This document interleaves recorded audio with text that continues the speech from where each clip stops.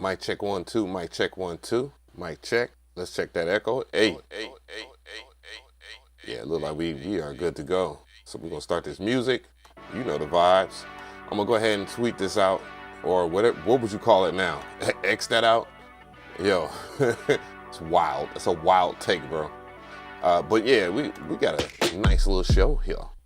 Wow. It's popping up.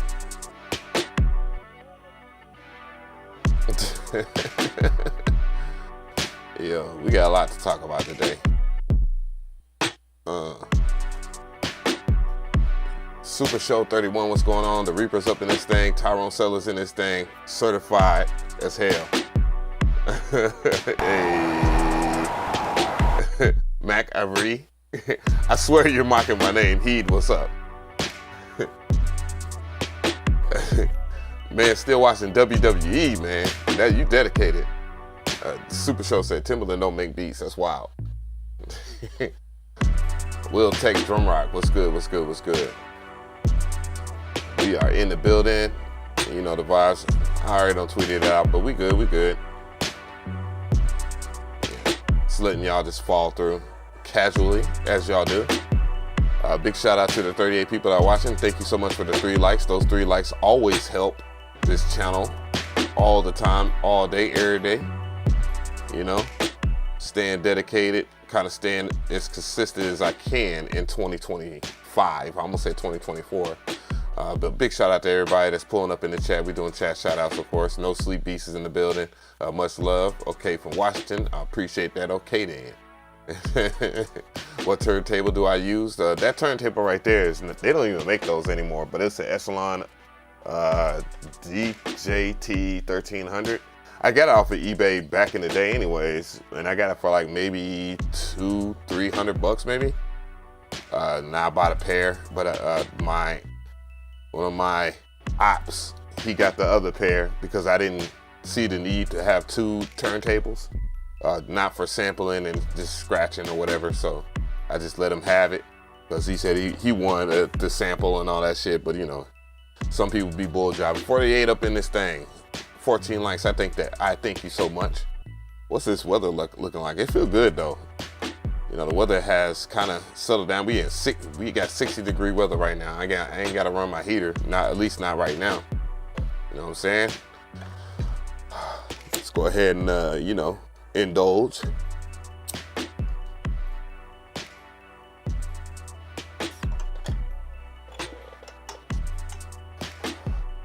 Yeah, if you're gonna get a turntable, I recommend. Let's go over here to Zounds.com over here. Let's go to that. And I know I have it in my list, my wish list. You know, because it's just a slight few. Let's type in Audio Technica.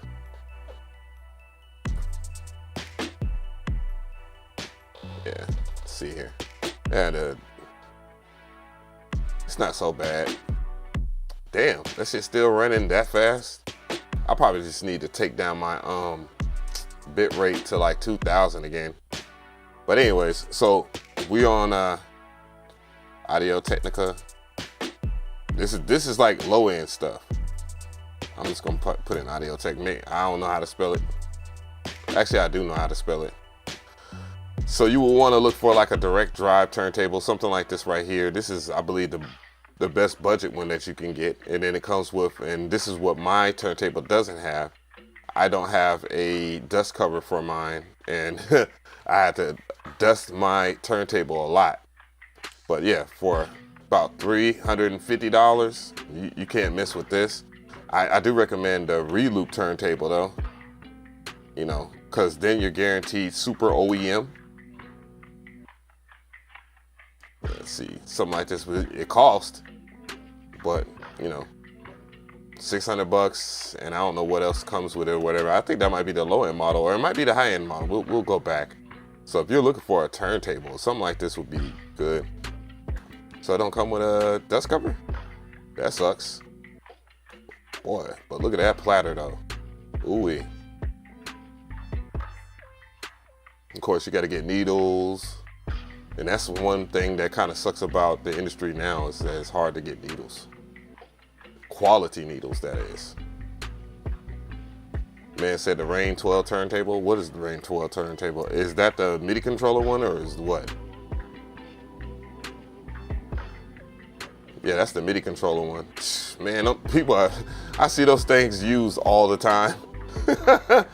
Yeah, I mean, it's cool because it has a spinning platter and it's like 12 inch or whatever, dog. But if you're someone that wants to get, if you want to do sampling and stuff like that, I recommend, and from vinyl sampling, that is, you know, I don't recommend to run the Rain 12, dog.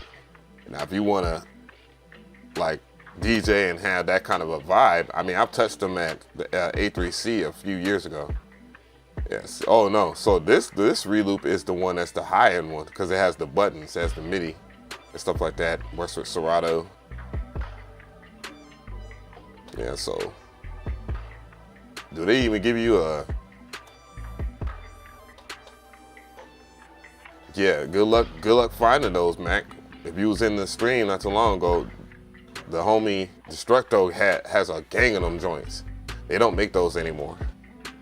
And if you buy them on the aftermarket, the prices you're gonna pay for those Sures. And besides that, the only reason why they were the industry standard is because it was they were affordable needles that you can get at Radio Shack. And since Radio Shack no longer exists and Shure doesn't exist, so or Shure still does exist. They just make mics and shit. It's made by the company Rain 12. No, Rain. The company is Rain. Oh yeah, the Vistex. Yeah, you can get a pair of Vistex used off of eBay for a decent price. You know, who knows? Who knows what Korg has planned? Because clearly they have someone that works for that company over there. So, so that's the thing. You can get a desk saver cover for it. Well, again, if it's vinyl sampling that you're doing, and then if you just only sample it vinyl, you don't necessarily need a direct drive. You can get a belt driven, and you can get a belt driven turntable from anywhere. I recommend, if you're gonna get a brand like Crosby, because they at least focus somewhat on quality in terms of the tone arm and stuff like that. Because that's the other thing too. If you don't have a great tone arm, then forget about it. You're gonna sound like Cash Cobain. Hey yo, man, damn, I need to put that video out, bro. I can't believe that Rhythm Roulette let that man on there. I guess he has a lot of hit records. I don't know. It's nothing, you know, I have against him, but the cook up was what we were judging him by, not his accolades. That's how I judge people, by their cook up, man. You know, if you ain't cooking up like you got his P's TV, what's good? If you ain't cooking up like you really into it, then why even do it? You feel me? But anyway, so let me go ahead and do some of the housekeeping or whatever. So we got a show today, but before we even get started, check us out at 16levels.com. I just updated the MPC Key 37 Masterclass to 3.0. Of course, if you want to stay in 2.0 or you're not ready for 3.0, the 2.0 classes exist for all of them. The only one I don't have a 3.0 Masterclass for right now is the MPC X, and I was supposed to do it this weekend, but I ended up not doing it. I ended up trying to help someone out, and that went left. What's going on, A Major Keys? But we do have a hell of a show though. But yeah, check us out over there. I just posted because people were asking me about the baby that's in the background right now, which is this, the ASR X Pro. And I just posted on the used gear section that I have, the ASR Pro. The price is at a phenomenal price. If you happen to catch it, I do have it on eBay, but it's actually for $200 more. So I have it for $750 on eBay, but on the website, if you purchase it, it is going for $550. And then of course, you know, you get all your tracking information. I'll send it out immediately. I don't have to wait for the bread or anything like that, so I can send it immediately, because it's gonna cost probably $100 plus to send it. So I'm gonna end up losing it, but yeah. And I meant to post. Usually I post videos, you know, so y'all can get a view of it or whatever and see, you know, that I used it or whatnot. But you can easily just slide to the channel. So let's go and slide to the channel real quick. Whatever. What gangster shit I'm gonna see on my feed? This shit loading slow, but at least, well, I see frame drops, but yeah. Boy, everybody live, man. Boy, people been live. Come on. I gotta wait for this shit to go. Whoa. All right. Say you missed your, we'll get that one then. It's in great shape, it works. I maxed out the, you know what I'm saying? I maxed everything out, so everything is cool, so. But yeah, what was I gonna say? Oh, you just go to my channel, type in ASR, boom. You gotta let it do its thing. Boy, this laptop has seen better days. You know, I got this video right here. It was a struggle bus video. You know, I had that debate video up. You know, I had this one right here. It's over a year old. It was fun times, but I did not thoroughly enjoy it. Put it that way. I didn't thoroughly enjoy it, so sometimes it be like that. Rob Ultra in the building. What's going on? Love Anton's channel. Anton is crazy. That's for sure. I met him years ago out here in Atlanta. Of course, Mr. Samuels was alive. RIP to him.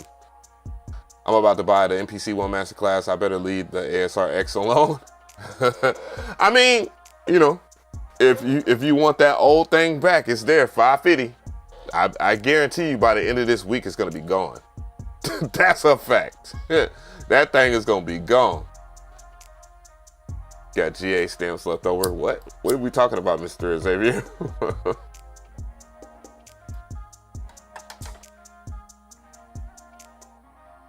Yeah. He used to come out to Atlanta all the time. Of course, he would stay his stuffy ass in Buckhead. But it was all good. I was always out there. But yeah, we got a kind of a great show. But before we even get started, you know, I want to go ahead and cover the topics on Twitter. Why not? Why not? Some wild shit I want to see. Everybody knows that Kendrick won like how many Grammys last night? That happened for Not Like Us. I heard that DJ Mustard, I didn't watch it. I heard DJ Mustard collect some of them. That was dope. And then he allowed, then Kendrick stepped on stage. 5?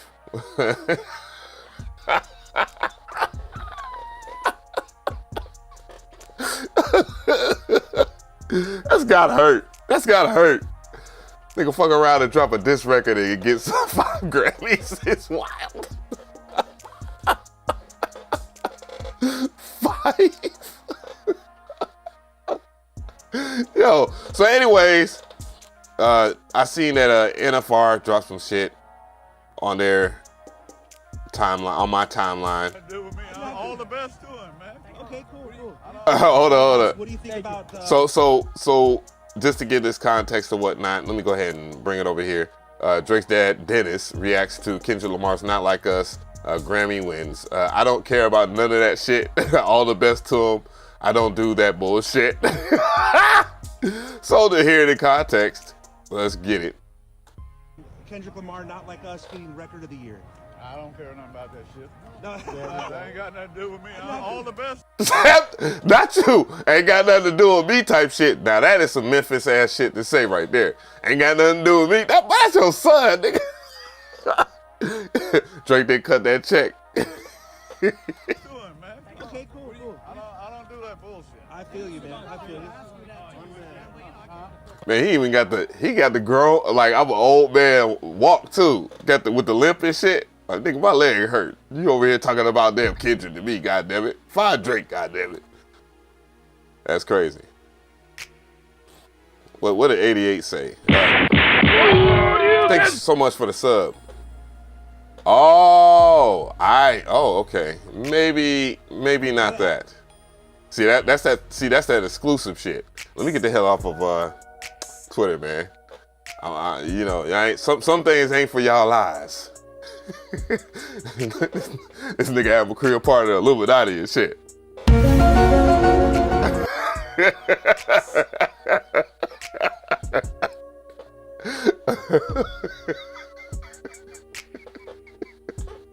Chat, what we doing, dog? What y'all said? It's crazy. I had an ASR X 20 years ago. Okay, that's what's up. Did Drake numbers in one night? Hilarious. I still use 2.15. I don't give a damn. When I'm in the mood, I break it out. I break out the MPC 4000. Well, that's good for you. More power to you. Big shout out to the 161 people up in here. 33 likes. How many? We've been at it for 15 minutes, man. The housekeeping is there, but you know. Anyways, shit. Well, interesting topics that we have here. I'm going to kill the music. So, yeah, I see y'all have clicked on the stream. We've been having some great streams on Monday, so I want to go ahead and continue the streak for what it is. I started a little late today, but more importantly, there's been a lot of MPC drama. They've been talking about 3.0 and, you know, certain people are upset or whatnot. So a lot of content creators, which big shout out to the content creator that we're going to check out in a second for contributing his thoughts. And, you know, one thing, if I agree or disagree, I always want to give credit to those content creators. So I will have it linked in the description box. So for anybody that want to go over there and y'all can have a conversation, make sure that you subscribe to them because perhaps they will do other kinds of content too. And then, you know, we can get to it. You feel me? So let's get it. All right.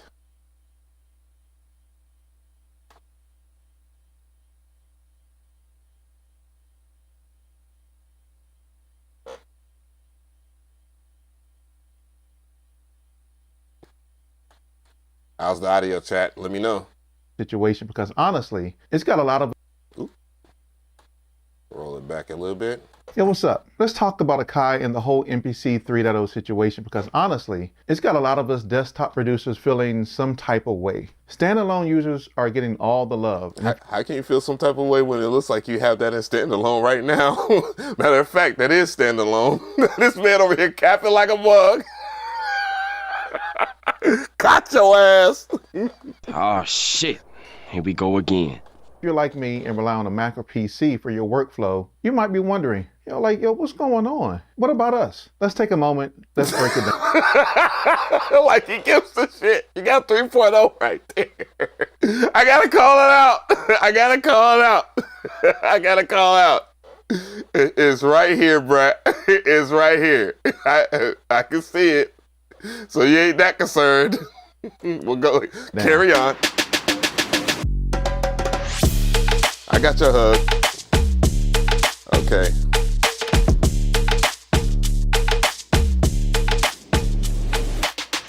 Kind of loud, but hey. And this has nothing to do with the video. Thank you so much for the sub, but I recommend that a lot of you guys, when y'all create your content, just to make it snappy and more interesting, and it was a good way to start off your video, leave out these long ass introductions. Like this is already taking up a huge part of the video, and this is just coming from someone, you know, I study my analytics, I help people with other people's content. Do not have these long intros, please. And it's still going. It's way too long. First off, Akai is clearly focused on standalone hardware right now. And look, I get it. The idea of making music without a computer is appealing. The portability is great. The freedom is great. But not everyone wants or needs to have that. Well, the only problem that I find with your hypothesis, well, actually, the main reason why they focused on standalone is because there's a bigger turnout for standalone producers. That's one of the main reasons why. I believe Bolo said that too, and which is very true. A lot of people back in the mid 2010s, early 2010s were mad at Akai that they had abandoned standalone. And guess what? When they dropped their standalone unit, after testing out the waters with the MPC Touch in 2016, and I believe it might have been 2015, my bad. In 2015, Then they came out with the MPC Live, which actually looked like the Touch and was actually standalone. So there were a lot of people that were critical about that Touch as well. So it's warranted. There's a whole segment of producers, including myself, who rely heavily on desktops as the core of their workflow. When you look at Akai's marketing, Well, actually, hold on, I got to do it right. Well, actually, you would be the latter part of what Akai is worried about at this moment. Not to throw you under the bus or anything like that. This is not that kind of content. This is whether I agree with you or not. I'm just reacting to it. The main reason why they are not even close to focusing on the actual software in itself is because of their main user base being standalone. Does it mean that they're right for doing that? Does it mean that they're going to abandon that? Hell no. You just don't get it yet. And if it was to come out, and imagine, I could only imagine, if the MPC software came out in a beta or something like that, the responses for things that didn't work. A public beta, wow, I'm telling you, that was already a headache in itself. and product updates, it's obvious that standalone is their priority.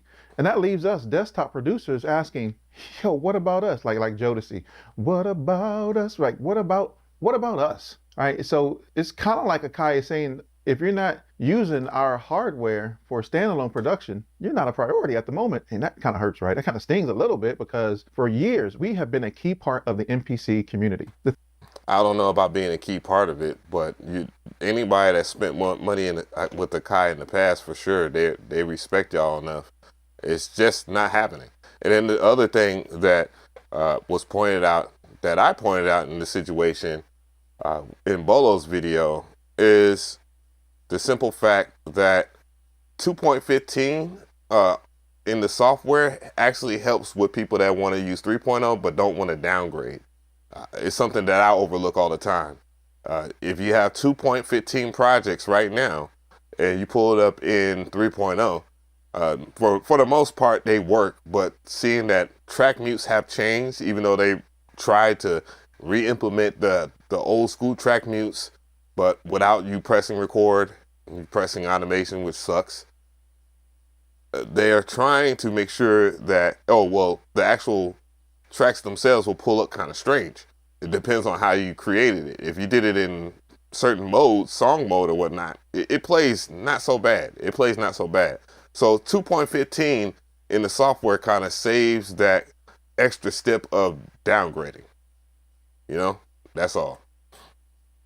The thing with standalone is that you're locked into their ecosystem. You're using Akai's instruments, Akai sounds, Akai's effects. Now, don't get me wrong. Akai's library is solid, but it's a closed system. For Akai, that's great because they keep you in-house. They keep you locked into that ecosystem. They don't have to worry about users, leaning on third-party plugins or instruments from competitors. But for us producers and creatives who want to use a desktop, it can feel limiting, especially if we've already invested in tools outside of Akai's ecosystem like I have. And I mean tons of money in other VSTs and audio units and effects that I like to use that I can't use in the standalone mode, right? And I agree. You definitely have less flexibility when you're using plugins, but what happens when you have to bounce stuff down?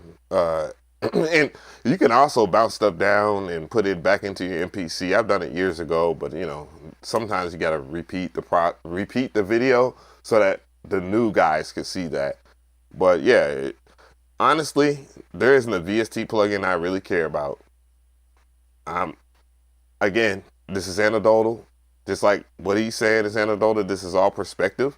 So arguing perspective won't get you anywhere, but there isn't that much that you're going to miss using VST plugins. VST plugins, if you don't know, got all their clout, all their ideas from hardware, from existing hardware.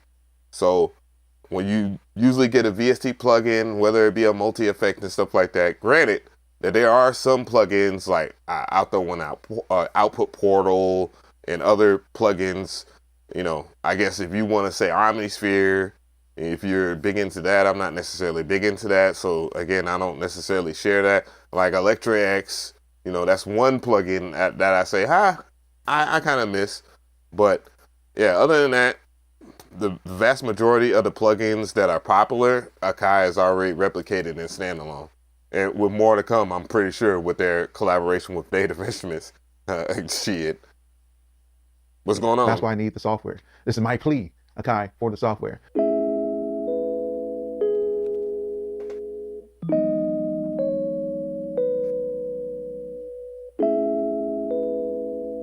I mean, but nigga, come on. You might as well use the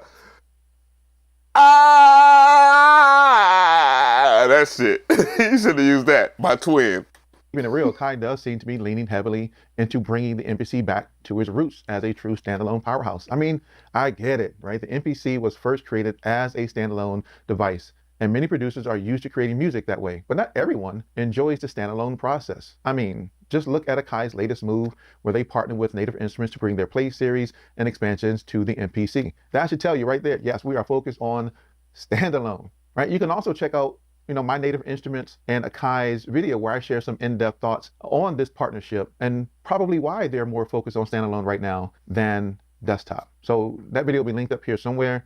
Make sure you go check that out as well. You know, that partnership, one, is great. But two, it kind of shows me that, yes, standalone is a major priority rather than the desktop, which is keeping producers and creatives within their own. No, it just seems like it to the outside looking in. A lot of these arguments and these talking points are just derivative of some of the forums that I've seen on Facebook. Like, I remember when everything was announced, it is on point every time. Move the goalpost, let's complain about something else. Like, that's what it is. Like, y'all niggas like to complain. You know what I'm saying? I'm not necessarily calling out the content creator for, you know, having his grievances or whatever. But just in general, people just like to complain. Oh man, I don't care about the Native Instrument shit. No, blah, blah. I'll be like, okay, you don't care about the Native Instrument shit. That's good for you. Then there's people like, man, I'm staying in 2.0. You got those people. And then you got the 3.0 is the shiznit. Screw 2.0, I'm done with that. You know, everybody wants to argue instead of doing what? What are we supposed to be doing with these machines? Anybody in the chat? Anybody in the comment section? What are you supposed, as a musician, talking videos? I know I'm doing it right now. I'm a hypocrite. But what are we supposed to be doing? If we call ourselves creatives, musicians, whatever your title. Exactly, chat. Exactly. We're supposed to be making beats. Making beats. Not crying about the software, not crying about the hardware, unless it's something definitive where it's messing us up to where we cannot do things. There are certain things in the 3.0 beta that was like, had me frustrated. I had made like 2 or 3 slaps live and couldn't save them. Not being able to save the beats is problematic. That's very problematic. But talking about the software, not so much, in my opinion. And again, just so that people will know this, I do respect that people have this take on this. However, at this very moment, it's not necessarily a big deal. I can wait. I want 3.0 software. I can wait.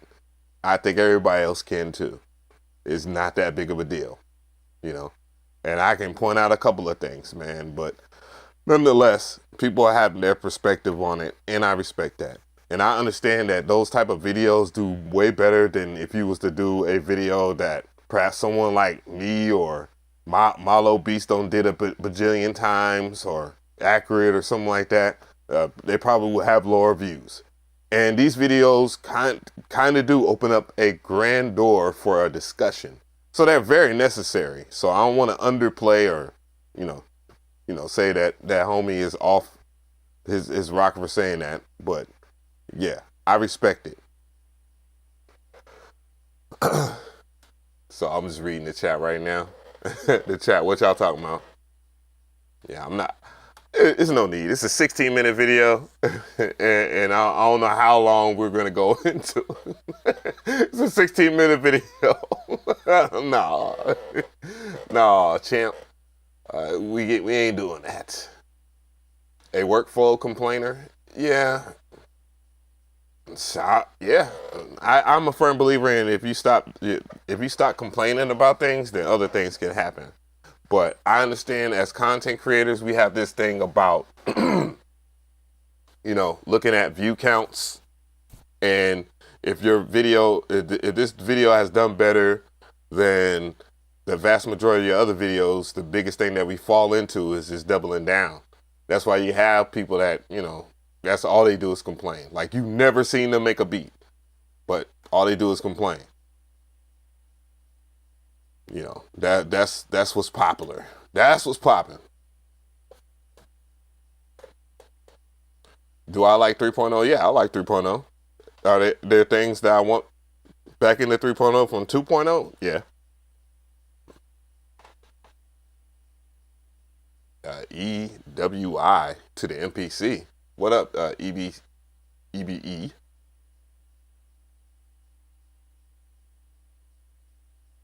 Well, it's not even about interaction. It's just about, one, putting out content, understanding when you put out content of where you're winning. And sometimes people just put out content because for the sake of it. Like, people complain for the sake of complaining, and I'm looking, at his content, and certain things are not working. But anytime he drops like a drama video on something, that shit explodes. So what that ends up telling him is that he needs to do more videos like that, or a person in general. And it's not like it's a bad channel or anything. I just think his content is just going over people's heads because, people just don't. That's what it is. I'm looking at a whole bunch of stuff. I'm like, okay.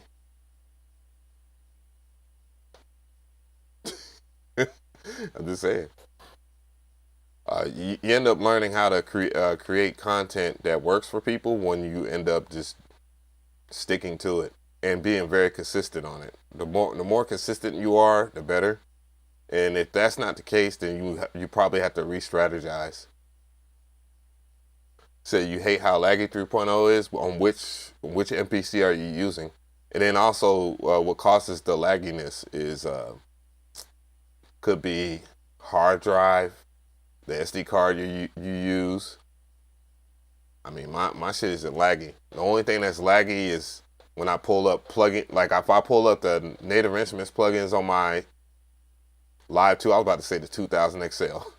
If I could do that, everybody would be like, oh, no, I'm good. I'm going to go with the 2000 XL. It could pull up Native Instruments plugins.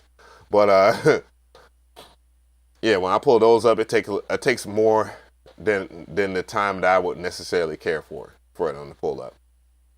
Said your MPC 37 just crashes all the time now and turns off. Well, it might be time for you to do exactly one thing that you should do. You should return it, or you should use your warranty, because that's not behavior of a machine that's supposed to be working like that. It ain't supposed to be that. MPC and guitar was good. Oh, I should have grabbed me something to drink, like some water. Machine Plus versus MPC. And then another thing that I noticed too, when I was doing the content last week, someone pointed out right after the live stream, like, oh, well, Machine is coming out with their 3.0 for the hardware. And I was like, oh, so it made me think to myself, And so all these controversy videos are dropping because they're trying to pump up another company, and I get it, bro. Like some people need to do that. That ain't cool. It's weird. It's weird. Say you don't like the way they mess with track muse. Yeah, the track muse is. I'm not a fan of it. I'm not a fan of it. Even though they have re-implemented whatever, I just don't like it. But other than that, though, it doesn't really stop. It don't stop anything over here. That's exactly how I think. As long as it works and it's not messed up, buggy mess, then I'm cool with it. I'm gonna take me a little smoke break. Yeah, hold on. Give me a second, gang. Before we go to the next joint to react to. Yeah, I'm a streamer now, baby. The Kai EWI to the MPC X Live. Okay. You have a 61.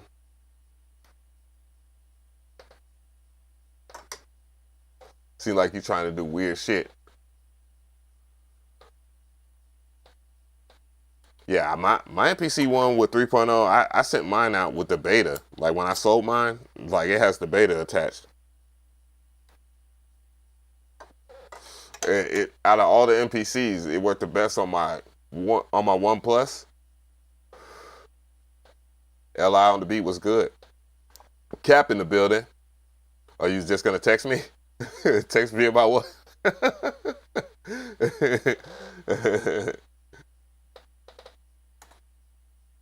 It must be something crazy in the air.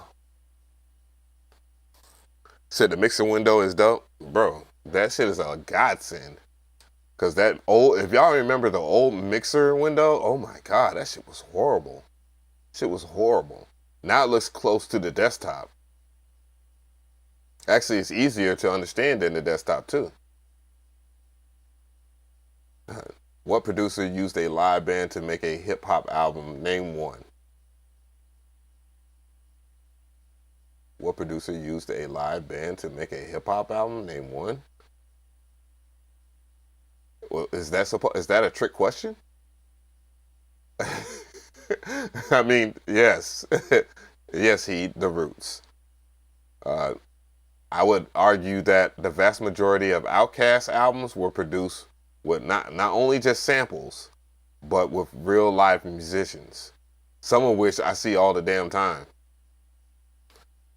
Some of which I see them all the time I step out. I'm like, bro, why is this man in damn Guitar Center just like rocking out for no good reason whatsoever? Like, what the hell is that? But, you know, I digress. So, let me see here. We're at 37 minutes. Okay, 37 minutes. How alive are we? We are extra alive. All right. Old Too Short had a live band. There's a lot of live band people out there. I mean, it's crazy. That was a crazy one. I guess he thought he was cooking with that one. I don't know. Homie thought he was cooking. And truth be told, in the essence of hip hop, regardless of how you feel about turntables being an instrument or not, two turntables was an instrument of hip hop for a long time. Facts. So, anyways, so I happened to be crawling through the algorithm and I stumbled upon a great video made by Questlove. Questlove has his own thing going on the Roots YouTube channel. So I will have it linked in the description box because I think it's important, even if I disagree with anything in this video. Okay, disclosure, so people don't get upset. You should support your fellow content creators. So that's what that's there for. Chat, do that, and also the comment section.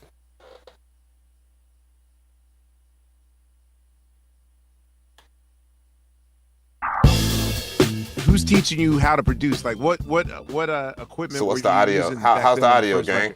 We didn't have no equipment. Not the stuff that we did was done with the engineer Charlie Marauder. We didn't have whatever he had up there. We used. Don't forget, we was making loops with quarter-inch tape and taping it around the room and looping it back to half-inch. Like we was. Wait, really?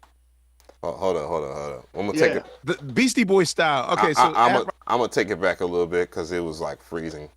So let's take it back. Back then on the first record, we didn't have no equipment. Not the stuff that we did was done with the engineer Charlie Marauder. We didn't have whatever he had up there. We used. Don't forget, we was making loops with quarter-inch tape and taping it around the room and looping it back to half-inch. Like we was. Wait, really? Yeah. Freaking insane. I don't know how. If you think about, like I I remember KLC was in the building one day in the chat, and he was talking about how he made "I'm 'Bout It." I believe it was me and MG the Future's collaboration stream, which I'm gonna bring that back. I'm gonna bring that back. We're gonna have special guests and stuff like that too. But the biggest thing that a lot of music producers don't understand, don't know, confused, whatever, bro, these folks had to loop the hell out of something. And the fact that he said he used a TR-808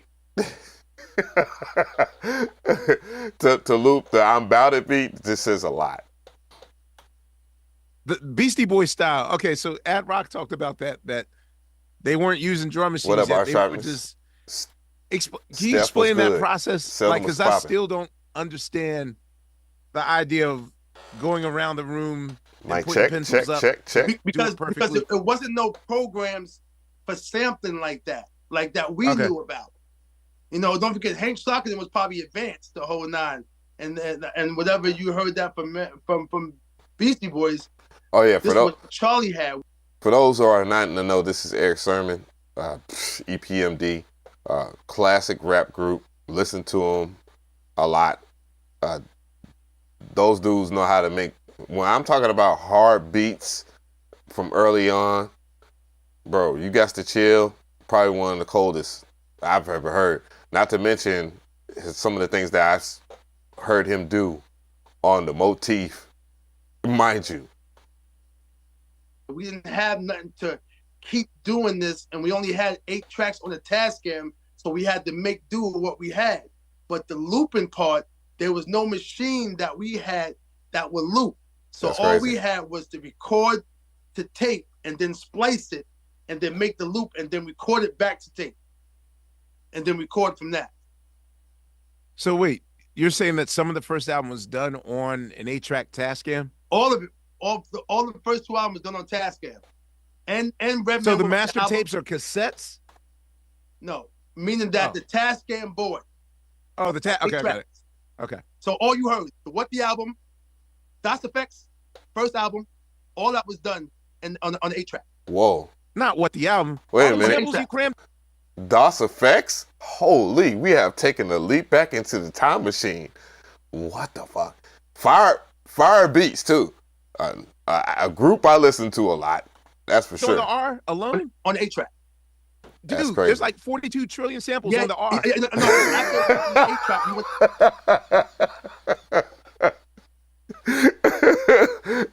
I don't even think that's a lie. the power play to DOC, and Dot made some other changes, but the majority of the album, when it was done on 8-track. Yikes. So And don't forget, the rated R stuff, when you hear the, but you can't, it ain't that much stuff. I only use the James Brown sample, the Kiss of My Love drums, and that's it. But like, I don't know what you hear. well, you just make all, like, you kind of have a bomb squattish I do. texture. Right. Like, even one of your favorite productions when you did Run DMC's Can I Get It Yo? Oh, on the yo, demo. hold up. Yo, Quest, what is wrong with you? Nobody would ever mention that record. Are you crazy? Nobody knows about that record but you. To this day, because the thing is, you have like 3 bass lines. I do. Compete with Yep, each other. I know. I did. The Blow Your Mind. He said with Yes. so much junk. He said even the outstanding Shaquille O'Neal record. You got Yearning. You got this record. You have the Humpty. You have the. So I used to have like 4 or 5 samples competing with each other.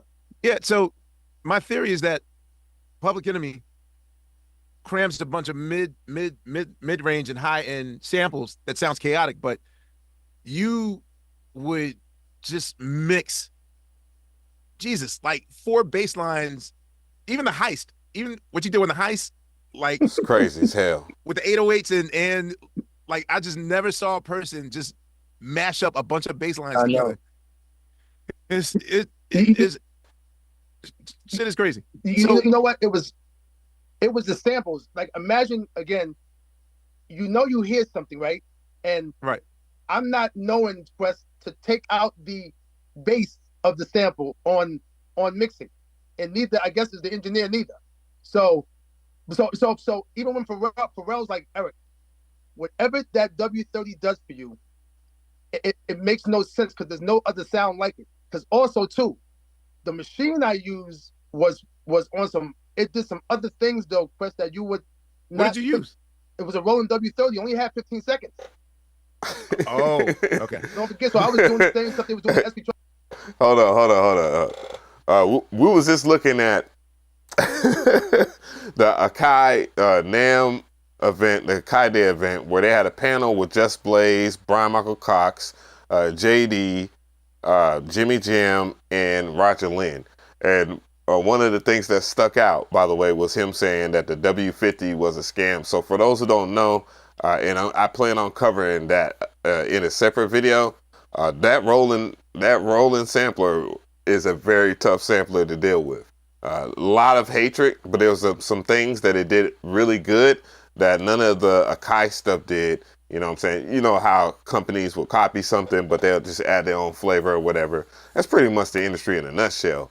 But for him to do that, and it's just kind of funny, I just had to bring that up real quick. For those who don't know, if you know, you know, or you could just check out the video on the channel.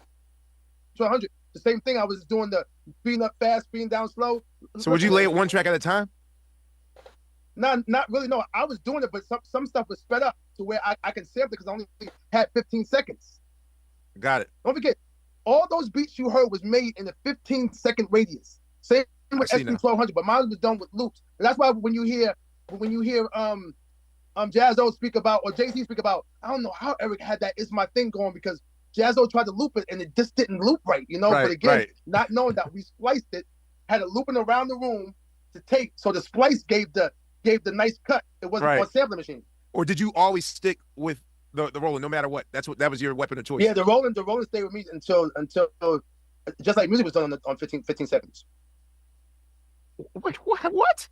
But right, because all I would do is I would get what I need, whatever, I put it back, and then when I get more vocals, I put them back separately. So I lay the track down separate. But the reason why Use that Roland for music? Right. So when you hear some of the hissing that you hear in the Marvin Gaye vocals, you probably Right. can't tell, but it's not clean. So it's because it's going through that machine. Okay, I was going to say. Yeah, boy, that's that's crazy how tape works, man. Tape works in mysterious ways that one doesn't appreciate, or a lot of people in this time. When you go back and listen to records and stuff like that, there's certain things that people want, a vibe they want, and then they find out how it's done, and then they understand for sure of how difficult it was. Try to recreate. I got the Midnight Love. Right. Box set joint, whatever. Right. The acapellas there. Right. And I was trying to figure out. I was like, "Yo, how does You want me to compare the Roland W30? It's an old cassette. Yes. With a bunch of mids, and so of course, if you sample it at a higher rate, at 45 or whatever, then your bit tone's going to sound. That's what's up, DJ Albums. Grittier. Right. And that's what happened. So I would try to recreate it. Like the way that I work on production is if I hear something I like, and Dilla taught me this shit. He does the same thing. Like, oh, okay, I like that. Let me see if I can recreate it and see if I can do it. And my version always sounded too clean and pristine. And I was like, yo, how does this sound like? And listen, I tried to keep it real over, even though I did it on my new equipment. And the Ribbon in the Sky, the way that it comes out in Jamal's record does not come out the same way in any other sampling machine like the W30. It made it different because when you hear it, it's different, it's clean, it don't loop the same. I don't know why. So when you're saying that, it's the truth. When you try to recreate something, you be like, yo, why it don't sound right? So to this day, do you still try to collect Roland 30s or you've moved on? Collect the what? I said to this day, when you do production, do you still try? I think it would be a good idea to pull up what they're talking about. So let's go ahead and do that. Give me a sec. Minimize that. I use this tab. I know it's going to pull up on Vintage Gear.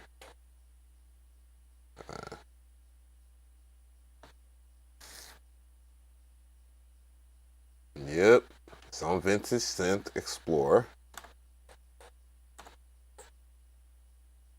So here's what they're talking about right here. The Roland W30 right here. As you can see, 16 voices, 8 parts, LFO, 1 LFO, controller, MIDI, in and out. sequencer, 16 track phrase per sequence, no arpeggiation, song eternal max 20, song disc 64 max, keyboard 61 keys with aftertouch, memory about 512 kW.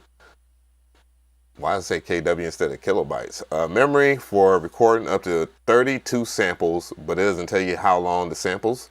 So the sampler in itself is a 16-bit sample depth, 15 kilohertz to 15K to 30K kilo. Well, bruh, I know, dude, you know what? No. We'll do it live! Fuck it! So the sampler is 16-bit sample depth, 15 kilohertz to about 30 kilohertz, still messed up sample rate. And so, for those who don't know, 44.1 kilohertz, that's usually the aim for a lot of the samplers and drum machines of old, right? If you had 41K, boy, you was in there. You feel me? Like 16-bit was the cleanest or whatever. So, you know, the vibes there. But certain samplers at that particular time didn't have certain things weren't up to date to where they can actually, you know, when you save the sample, you sample something, it will be in like 22.1 or something like that.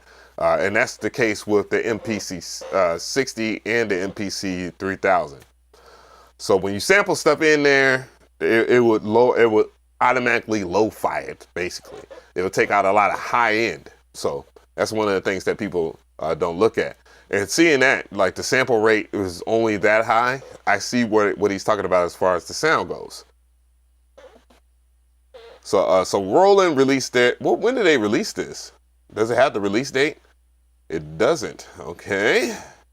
But Roland released their very first music workstation in 1988 in the form of the Roland W30. So this is a workstation, technically, that had a sampler built into it. So it says it was Roland's basically combining their S50 550 sampler engine with their MRC sequencer and keyboard.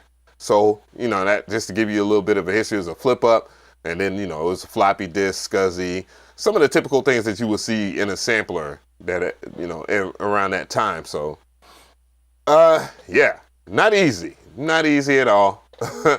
I wouldn't wish that on my worst enemy. Tough. And then, of course, Just Blaze hates the 50.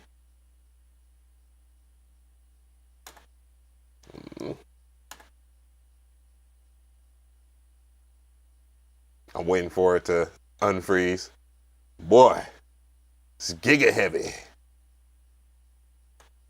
Try to collect Roland 30s, or have you moved on to other? Well, I got W30s because of nostalgia. So in case, I tell you what, one day I was in the lab and I said, Rock, come here real quick. So I went inside my floppy disk and I pulled out some stuff from Muddy Waters. And he was like, nah. I pulled out, pick it up for him. So right. He boom, boom, boom, boom. So he is like, no. So he goes ape shit. So I go to blackout and I pull out the boom, boom, boom, boom, boom, boom. You know, I got the mad. He's like, nah. So I pulled out the U disc. Because the U on blackout was a W30 disc that had programmed drums on it. So I pulled out the disc that came with the Roland to make that U beat. So he was just bugged out by it. So I keep it for nostalgia. And Pharrell always says, Eric, where's the W30 beats? You know? Because don't forget, I met Pharrell when I was doing Blackstreet. And Pharrell was with a guy named Mike, his singer, and with Chad. But if you go on YouTube, there's 2 songs that I let Pharrell rhyme on that got leaked back then when I was doing Blackstreet. And one of them is called Boot Knucklization. I know one, and you can hear Pharrell rhyming. So Pharrell was like, yo, I told Teddy, listen, what's up with your boys? Let them rhyme.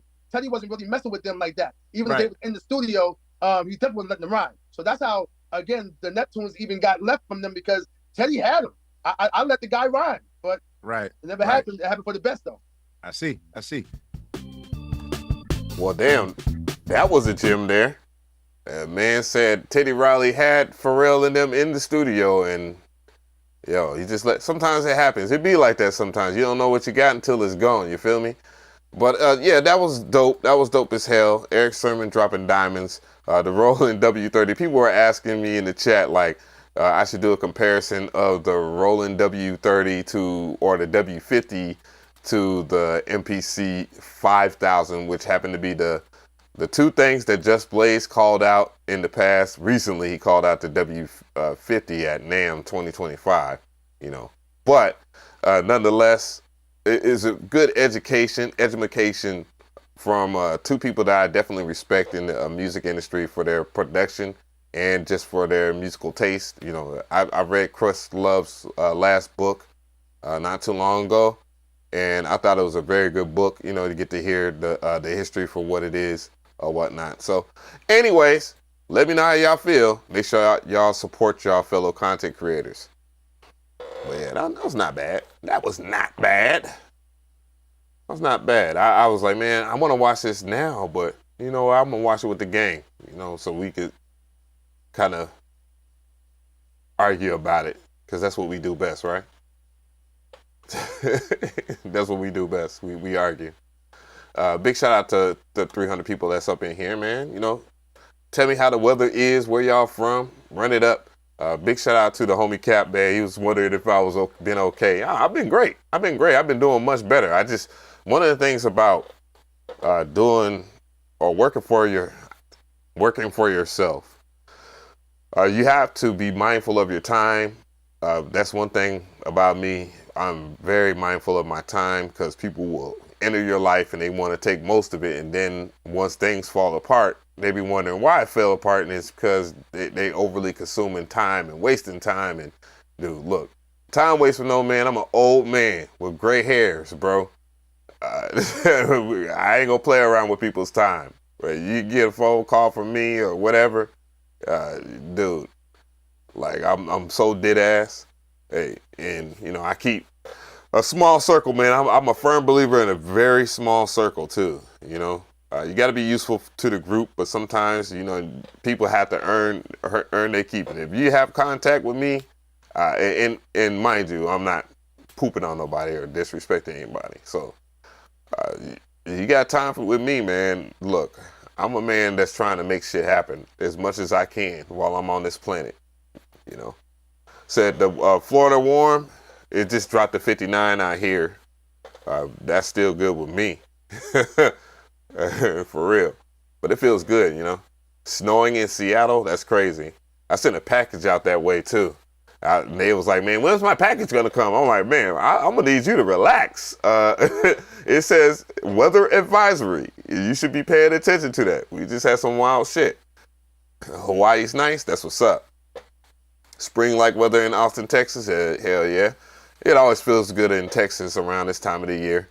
It actually the weather in Texas beats Atlanta weather by kind of a clean mile, because I remember being out there and I was like, bruh, I came out here with sports coats and shit.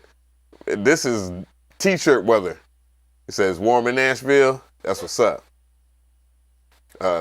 Appreciate that, Marcus. But yeah. So next one on the docket, man. The docket. So I recently ran into a video that has a Drumma Boi, because was it TMRO or TMR0? I'll have it linked in the description box, and make sure that you check out the channel. And if I happen to agree or disagree, I respect the content creators to put their stuff in the description box, and we're just gonna have a discussion. We're not gonna argue about perspective, but definitely I want to see what this is about.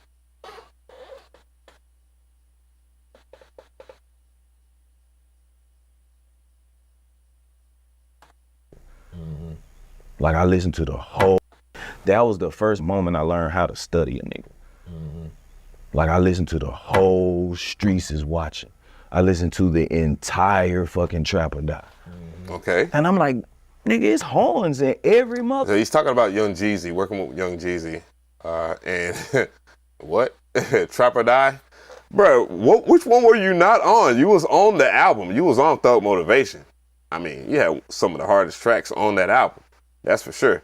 And the second one, I forget what that's called, but I have that. The inspiration. That's Drumma Boi went crazy on that one. Motherfucking beat. Every beat. Every beat it was horns in that motherfucker. I bet that's the sound I'm missing. You know? The You know what I'm horns. saying? And he Jesus would always say, nigga, that shit you and Gotti on, that shit you and I Gotti on for. You know, everybody love me. The streets gonna always love that's what's up. When you see me shot it, pop your collar, then you holler, that's what's up. Facts. What up, drummer? Hey, so when I met Jeezy, that's what he was telling me, nigga, I need some of this shit. You know, Gotti, I'm like, damn, dog, I did really start that trumpet horn triumphant, you know what I mean? Not started, but I know brought exactly it into, you know what I'm saying, fruition with that record. And that's what Jeezy. Yeah, man, chat, comment section, who had the hardest horn lines back in the early 2000s when it came to the trap shit? Definitely, like everybody had one. Red, definitely. I believe he was a motif head, so he used the motif horns. I'm pretty sure he'll hit me up and be like, nah, dog, I didn't use the motif. I used something else. The Phantom had hard horns. Jesus, Jesus, I'm not mistaken, Drumma Boi was a Phantom monster. Almost everybody was. Toomp, I don't even know what DJ Toomp uses for his horns and his beats.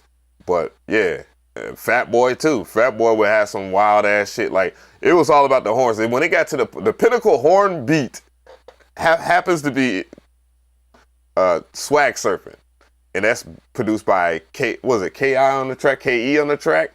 Yeah, so that should let you know something. Will a Fool got some horn joints too. But yeah. He's wanted. I gave it to him. Yeah. And that was standing ovation. That was my first platinum plaque. My first pub chick, Chris Hicks, won a chapel, 150. Yep. You know what I'm saying? Me and my dad had just made a bet. Nigga, you big bag wolf, you Drumma Boi, woo, show me 100,000. You say you getting this money and doing this. I ain't even tell him I was Drumma Boi. You know what I'm saying? But he found out I got kicked out of college. You know what I'm saying? My junior year, University of Memphis. So with that in the back, that is the classic Phantom. If you're gonna get a Phantom, bruh, this is the Phantom that you get right here. I can't even zoom in on it, but the X6, yo, the patches, bruh. It's worth getting a Phantom. I believe, what is it, a Phantom R, a Phantom XR, I believe. Yeah, if you get the Phantom XR, boy, you in there, because you're going to have some of the most classic of the early 2000s trap vibes ever. I'm just saying. That man said he got the X8. I remember getting an X6 for a very good price. It was under $1,000 at Guitar Center, and it was beat up like a mug, but it was, you know how some gear looks really good when it's beat up? The Phantom, somehow they just look very good scratched up and beat up, dog. I don't, if the Phantom is clean, I don't know. You know what I'm saying? Like, aesthetically, ain't no blunt burns on it. I don't know, dog. I don't know if I want it. Due to unattendance. Yeah. Oh, you failing gym, nigga. You failing, what the fuck, this ain't like you. You know what I'm saying? You smarter than that, but I'm really buying time because I know all this shit already. Yeah, Bolo has a Phantom XR, I Like, believe. I'm teaching the class. Like, I'm, you know, I ain't got time to do this shit. Hopefully I'm trying to make my career. I'm already in the game, so I'm back and forth, boys in the hood at the time. How's the, you know how's what I'm saying? the audio? Once that standing ovation hit, that just bought me enough time. Damn, Boys in the Hood was actually a thing, guys. Damn. And that shit was hard, too. Them boys. To show my pop, like, okay, he was like, man, niggas, in a year, I'm going to give you a year. Show me 100,000 in your bank account. Okay. I pulled out 10,000 cash. Nigga, I'm Drumma Boi. Nigga got me fucked up. This and that. Whoa. He like, you ain't got no credit. You ain't got no debit card. You can't buy your mama the house she want. You can't buy me the car I want. You know what I'm saying? That is a dad thing to say. Hey, I'm trying, hey, man. Yeah. That car be that retired. My boy done made me proud. You see how you got me in this Lambo? That's my boy right there. He got me a Lambo. And challenged the nigga and shit. Nigga, 10 months later, I took him that bake statement, nigga, 150 in that bitch. What'd he say? We was not, yeah, you got it. He was like, well, we best friends now. I did the same thing. My shit, I got kicked out of school. Chris Hicks again. Yeah. Put me in a situation to make some pub money, and I did the same thing. My mom was like, man, you gotta show me some real money or you ain't. I showed her my checks. She was like, oh, well, this is real. I was like, hey, Don Cannon, I don't know how Don Cannon did. One thing I'm gonna do, I'm gonna ask Don Cannon, We gonna have I'm gonna have him on this channel. Not a problem. Same thing with Drumma Boi. I'm gonna ask Don Cannon, did you get any sleep during that time? This man was at every single freaking club there was. When the affiliates was really popping, there was affiliates, the Legion of Doom, Super Friends, and the affiliates was really running shit at the time, bro. Like this man would be DJing every club, in between him working with Jeezy. Insane. I know this man's pockets was ridiculous. Yeah, shit's real. Absolutely. And with that publishing, like niggas don't understand, like you do a deal. Fulfill your deal, nigga. Do the work. That's it. Fulfill it. You know what I mean? So okay, I got 8 compositions to turn in for 150,000. And like you said, you only get 100% of the song. Yep. So goddamn, that's really, I gotta goddamn turn in 16 songs. Mm-hmm. And that's with 50%ers. But I come with a standing ovation. I come with a white girl. I come with a I'ma do me. I come with a shawty. I come with motherfucking ride around I'm getting. Oh I come shit! With goddamn, I totally forgot. I was listening to that in the gym the other day. I was almost say in the club. Man, nah, that would be too long ago. That means I have a time machine. But anyways, I was listening to that when I was working out. And I was like, man, this beat is probably one. I was like, who did this beat? It's somebody I know. And I totally forgot it was Drumma Boi. That's one of the hardest beats ever. That is one of the hardest beats. And I believe he sampled Earth, Wind, and Fire. He sampled Earth, Wind, and Fire. I used that sample too, but nowhere near as fire as that. Bro, he did that. Money to blow. I come with goddamn Lose My Mind and motherfucking Me Okay and Put On and Here I Am and Waka Flocka No Hands and Gorilla Zoe motherfucking nigga don't. No Hands Wild. No Hands Wild. Of course I knew he did that. At that time, he was just it was one thing that's missing from the trap beats of today. The trap beats of yesterday, you knew who was making what trap beat. You knew it didn't need no tag in it or anything. You knew who was coming with what. And then every single time that I would hear Drumma Boi, I was like, man, dog, this man is not letting up, dog. For real. I'm like, man, there's no way I'm going to be able to compete with this. For real. that was the sign of defeat. Play with me, nigga. Do not play with this man right here, bro. You heard all the titles. Man, come on. I'm going to fulfill any deal I ever get in. That's right. You know what I'm saying? I mean, that's a man's thing, too. You know, do the work. One of the things is do the work, bro. That's it. Straight up.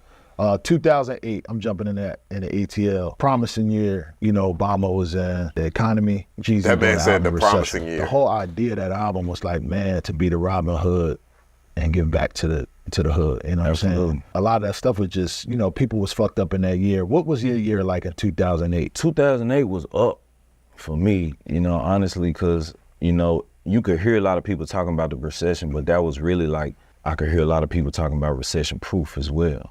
That's what I was You know, I'm coming off a shawty. I'm coming off a white girl. I'm coming off a pub, you know what I'm saying? Yeah. And I'm in the studio with Drake. I think 2008 is when I did Money to Blow. Yep. You know what I mean? Birdman is coming through. Rick Ross is coming through. I do Here I Am. I'm doing, you know, some of the best music. I'm Drumma Boi live. I'm stepping into TV with Welcome to Dreamland, Jazzy Faye, BET, number 3 show on TV. Like, so I'm in a zone. You know what I mean? And I think I just bought my condo in 2007 downtown. I just bought the condo. So now I'm in the city. Hey, dog.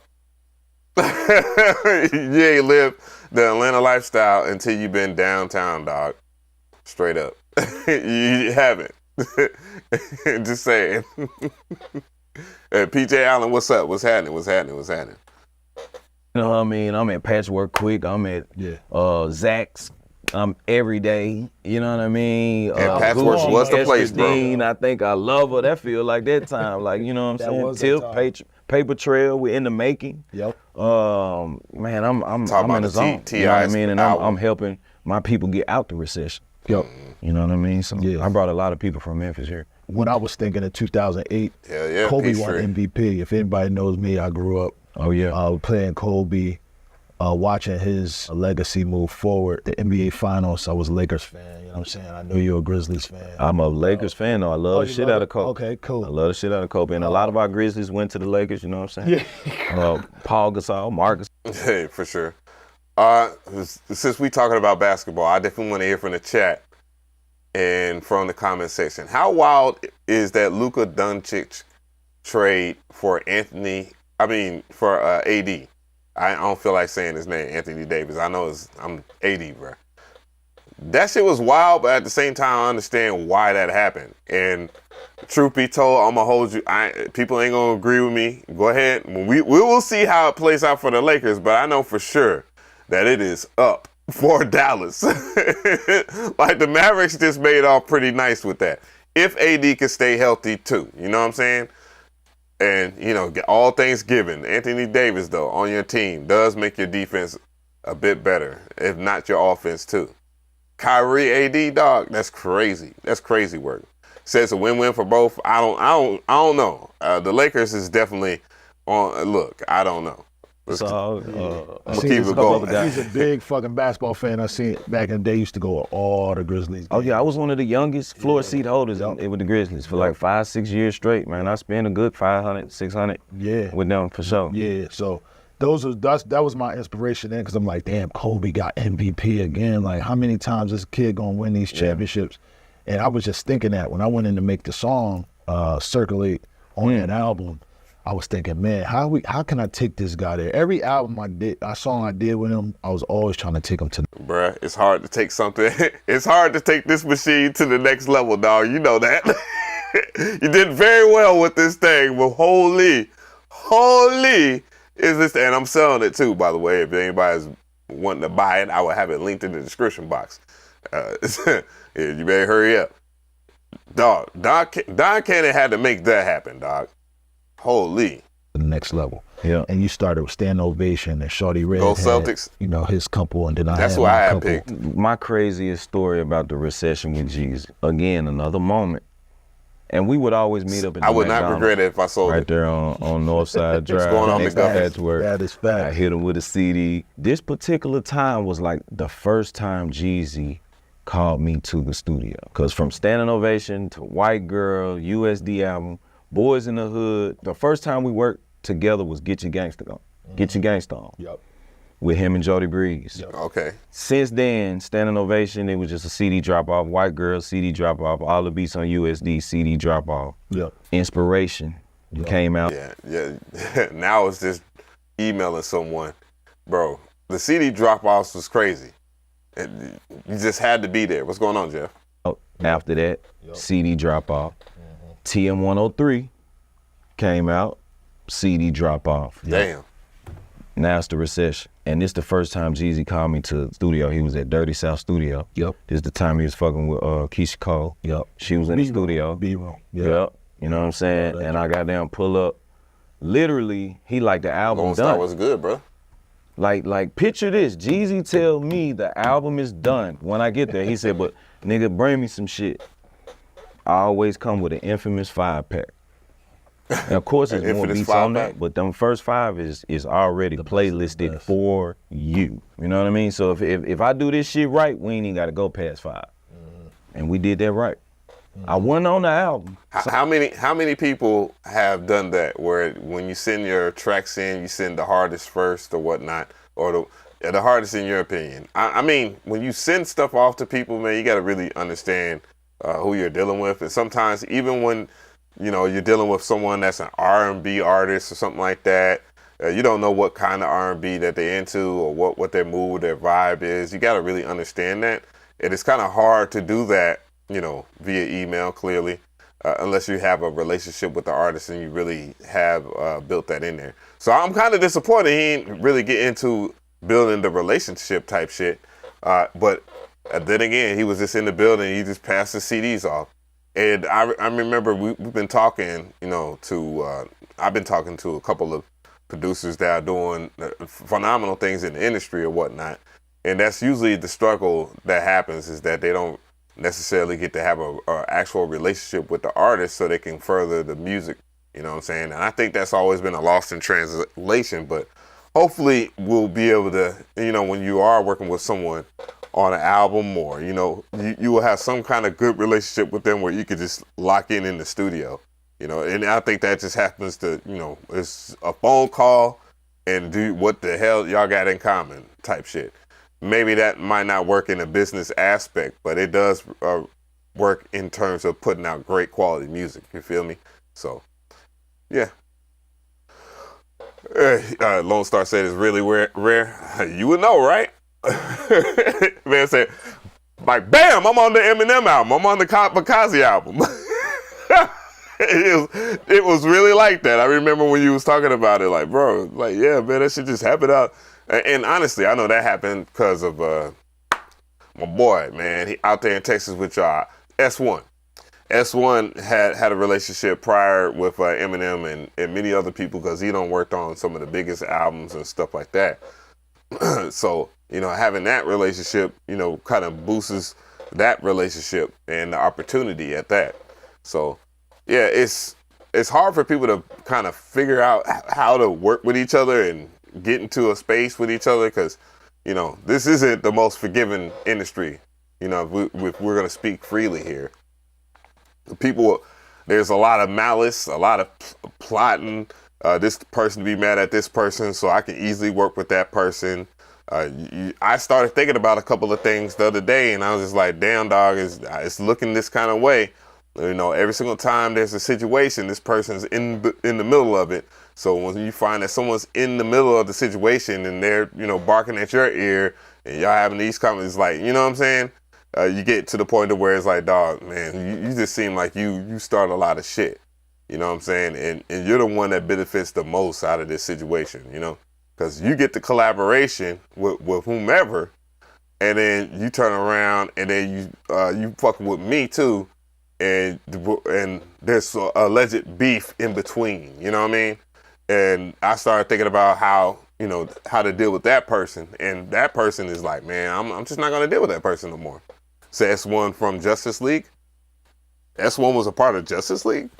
No, S1 I know is the S1 that matters. I remember S1 when he, the first time I seen S1, there was a beat contest that would happen to be, I was on a website called PMP Worldwide. I was on there by myself, but I was also on there with a production group. It was me, my cousin Young Tex. Tex, he comes in here for every now and then and whatnot. Fire producer. Kit Trey's Best Kept, and it's called Trap Camp. We call ourselves Trap Camp. And S1 happened to pop up on there, around the same time, but he was already messing with like Corad over there at Bad Boy Records and a few other people from different parts, Def Jam and stuff like that. I can't remember the other guy, but I know the other guy at Def Jam was caught scamming people and shit like that. Surprise, surprise. But yeah, he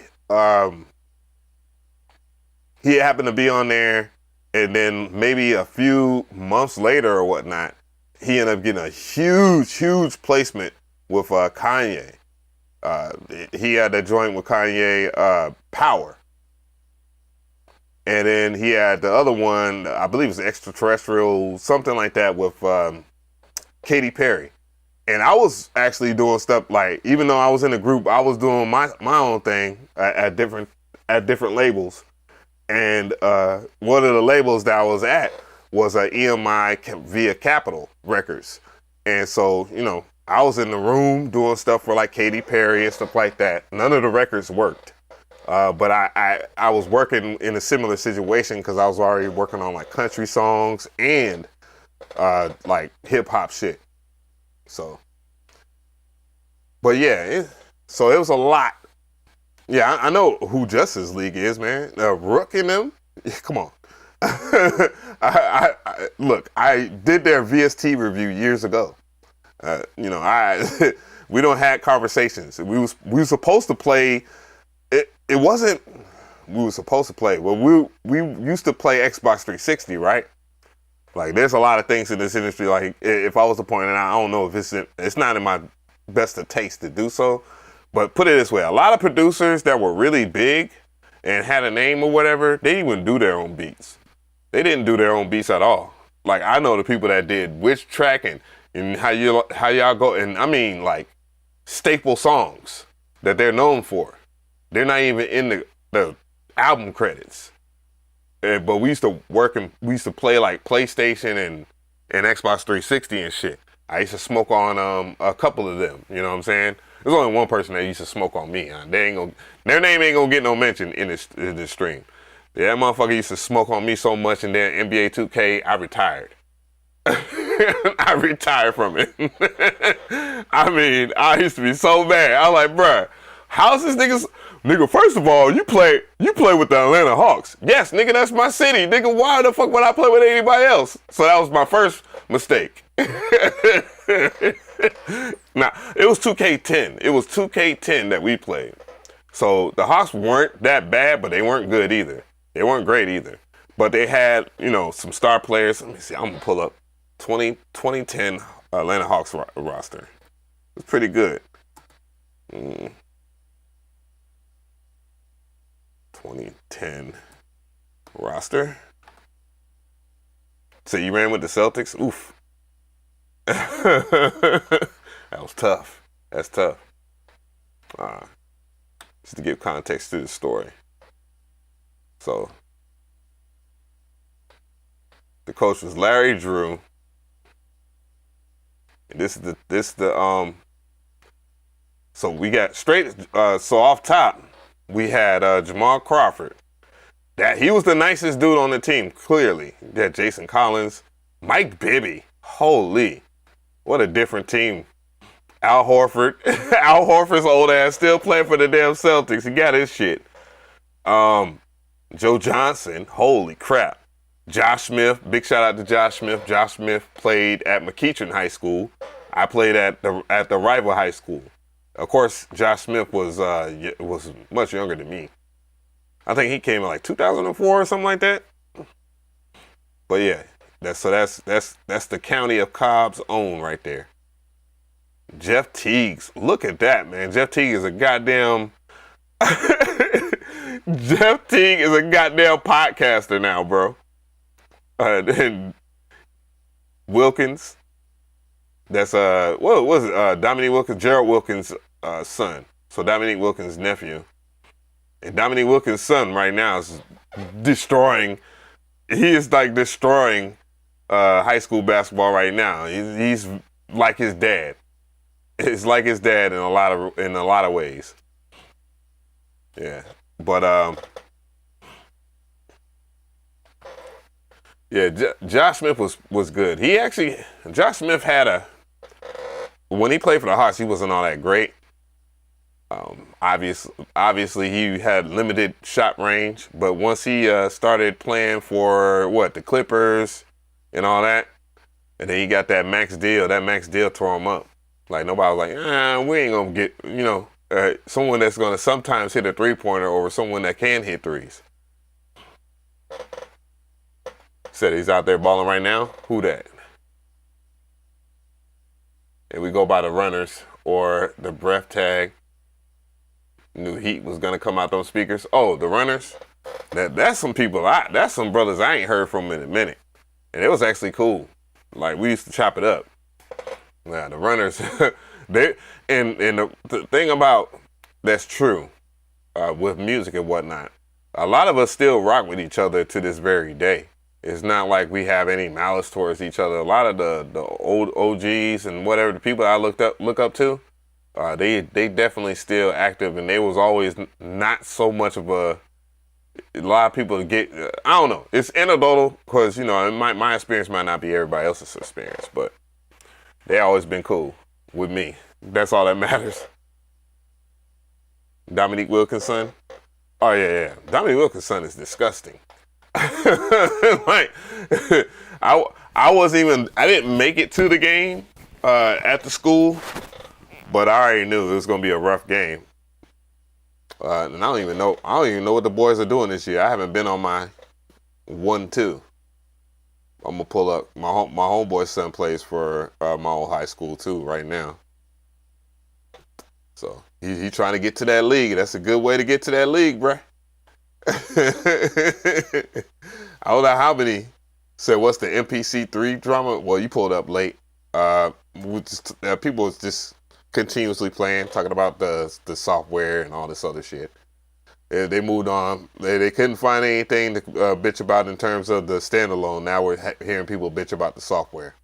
It's like, I can't complain about that. So, oh, okay, the software. Let me go ahead and start bitching about the software. That type shit. Like, come on, man. It's just crazy.